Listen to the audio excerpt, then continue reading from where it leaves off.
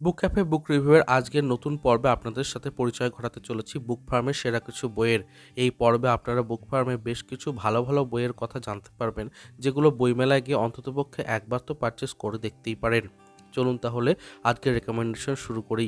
আমার প্রথম বইটি হচ্ছে দৈতা হাজরা গোস্বামীর সম্পাদনায় সেরা ম্যাজিক ল্যাম্প।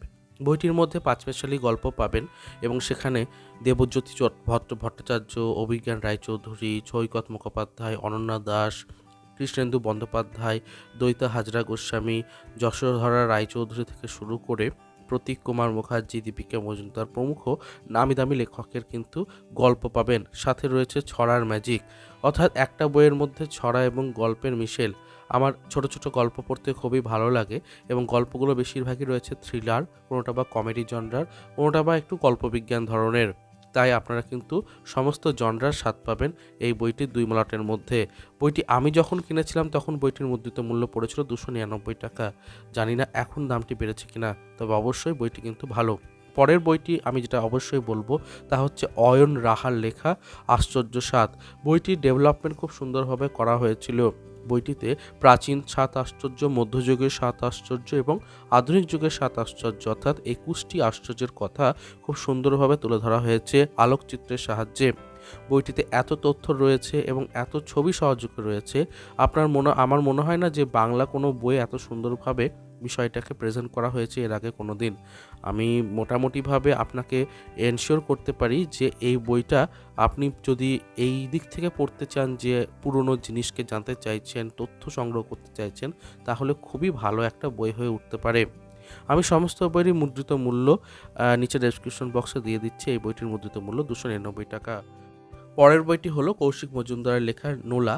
এই বইটি খাবারের গল্প রয়েছে। খাবারের গল্প বলতে এমন নয় যে রেসিপি রয়েছে, খাবারের ইতিহাস রয়েছে। কোন কোন খাবার কিভাবে উৎপত্তি হয়েছিল, বিদেশি খাবার হোক বা কন্টিনেন্টাল আমাদের দেশীয় সমস্ত রকমই কিন্তু এখানে খুব সুন্দরভাবে তুলে ধরা হয়েছে আলোকচিত্র সহযোগে। কিভাবে বিভিন্ন ধরনের মাছের প্রিপারেশনগুলো এলো, বা সস, কেচাপ এবং অন্যান্য শব্দগুলো কী করে আসছে, পানীয়র দিক থেকে বিভিন্ন বা কফির দিক থেকে বিভিন্ন বিষয়গুলো কী করে আসছে, শব্দগুলো কী করে আসছে, নতুন নতুন ইনভেনশন কী করে হলো, কখনো কখনো ভুল করতে গিয়ে কিভাবে একটা নতুন খাবার তৈরি হয়ে গেছিলো, সেই সমস্ত ইতিহাস পেয়ে যাবেন 275 টাকা মুদ্রিত মূল্যে। অবশ্যই একটা ভালো বই। পরের বইটা সমুদ্র বসুর সম্পাদনায় ছেলেবেলা এক্সপ্রেস। এই বইটা আমার কাছে খুব একটা বড় পাওয়া, কারণ আমি মাঝে মাঝেই যখন প্রবন্ধ বা ছোট ছোট লেখা লিখি এই বইটা থেকে প্রচুর তথ্য আমি পেয়েছি এবং পাইও। এই বইটিতে আমরা ছোটোবেলায় যে সমস্ত গল্পগুলো পড়েছিলাম, ছোটোবেলা বললে ভুল হবে, আমরা সবসময় পড়ছি, সেটা টেনিদা হোক, ঘনাদা হোক, ফেলুদা হোক, তো সকলের যে প্রথম সাহিত্য, দ্বিতীয় সাহিত্য কিভাবে এসেছিল, সৃষ্টি, সমস্ত কিছু একেবারে সেই হেডপিসগুলো সহযোগে আলোচনা করা হয়েছে। বইটি যথেষ্ট সমৃদ্ধ এবং আপনার পড়ে খুব নস্টালজিক ফিল হবে। শুধু তাই নয়, সূচিপত্রের দিকে তাকালে দেখা যায় জয়ন্ত মানিক থেকে শুরু করে অ্যাডভেঞ্চার সাহিত্যে হেমেন্দ্র কুমার, পাণ্ডব গোয়েন্দা নিয়ে, কাকাবাবু নিয়ে, এবং আশাপূর্ণা দেবীর যে ট্যাপা মদনার যে একটা বিখ্যাত সিরিজ আমাদের চোখের অতল থেকে হারিয়ে যাচ্ছে আস্তে আস্তে, সেই সমস্ত বিষয়গুলো নিয়েও আলোচনা করা রয়েছে।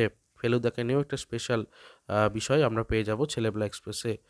বইটি অবশ্যই একবার দেখতে পারেন। আমি যখন কিনেছিলাম তখন মুদ্রিত মূল্য 299 টাকা ছিল। তো মোটামুটি ফার্স্ট ফেজ কমপ্লিট করে এবার সেকেন্ড ফেজের দিকে এগোচ্ছি। সেকেন্ড ফেজে প্রথমেই একটু বই আনবো, অনুপম কথা। বইগুলো অবশ্যই সেকেন্ড ফেজে একটু ম্যাচিওর ধরনেরই রাখছি, কারণ একটু বড় যারা তারা পড়তে ভালো লাগবে। এখানে জীবনের ইতিহাস বলা যেতে পারে রয়েছে অনুপম রায়ের, এবং আমার পড়তে খুব ভালো লাগছিল।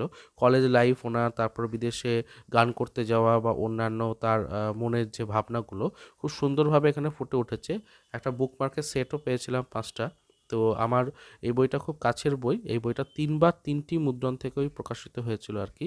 সপ্তর্ষি মুদ্রণ, কারিগর মুদ্রণ এবং তারপর শেষে বুকফার্ম। বইটির মুদ্রিত মূল্য 250 টাকা।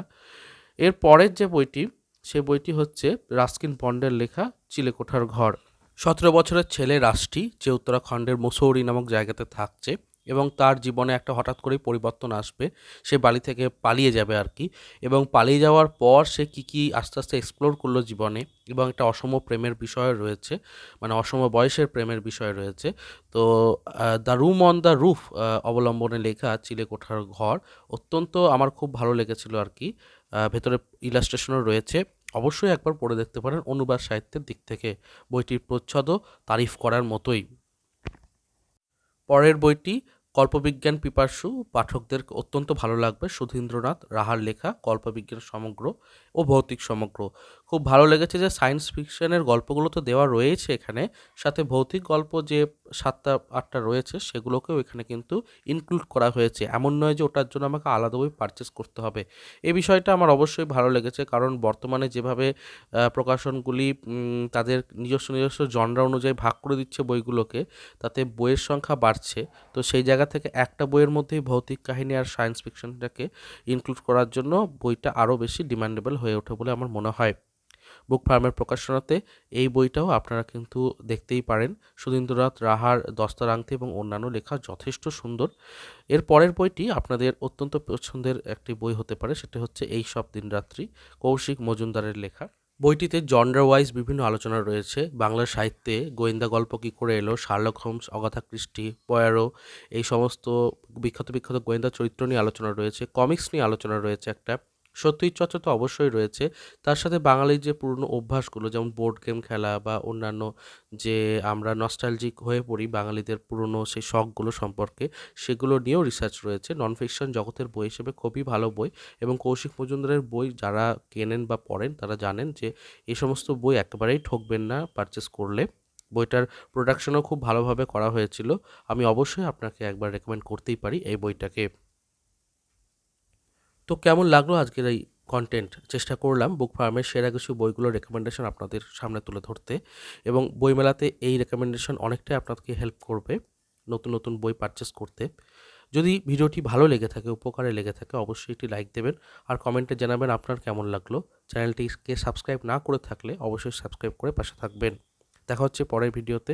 ভালো থাকুন, সুস্থ থাকুন আর বই পড়তে থাকুন। ধন্যবাদ।